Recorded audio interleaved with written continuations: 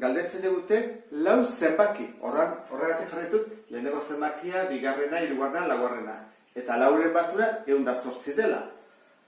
Orduan, zer dute ezaugarriak? Badiela denak xeren multiploak. Orduan, txikiena, guazen petxatzea hau dela. Hau bat txikiena, zein da urrengo multiploa? Zer jartzen du jarraian direla. Orduan, adibidez, guazen petxatzea multiplo bat, xerena. 76. Zein da urrengoa? 72. Eta zein da urrengoa? 78. Denak dira xeren multiploak, ez da? 60, 54. Bueno, ze diferentzia dago batetik bestera? Xeren multiploa izateko, 6 gehiago dela, edo 6 gutxiago. Orduan, hemen ere berdina egingo dugu. Jarriko dugu bakoitzari gehi 6. Orduan, hau baldin bada, lehenengo multiploa, urrengoa zein izango da?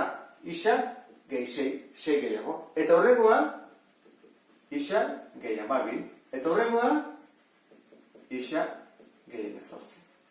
Orduan, datuak jarri ondoren, ekuazioen dezakegu. Lauak batuta,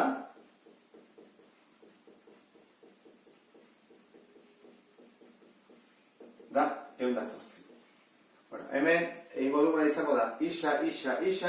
Lau isa daude, ez da? Horan, ja, zuzena jarriko dut, lau isa.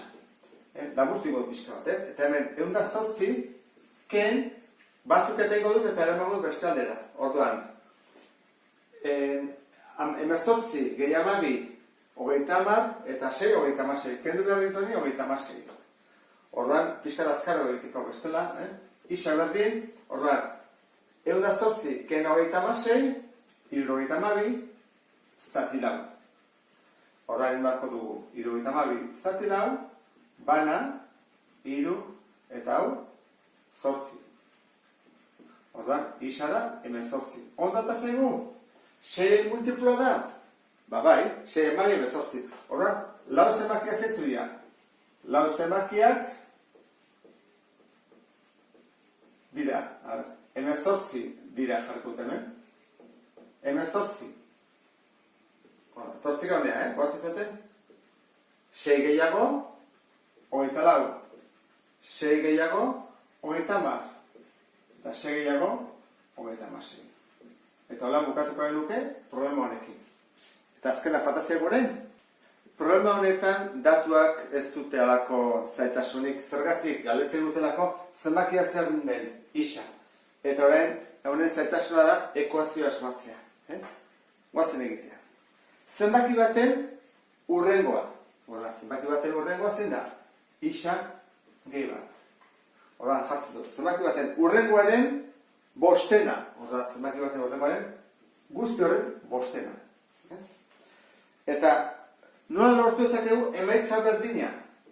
Zer egin behar dugu? Bartu behar dugu. Hasierako zenbakiaren laurdena. Horra, isaren laurdena. Eta horri zen behar diogu. Horren aurrekoari. Zenbaki baten aurrekoa da bat gutxiago, ken bat. Horra, zenbaki baten aurrekoari, zen behar diogu, bat kendu. Eta hau izango izateke, ekuazio. Kusten ez du bezala.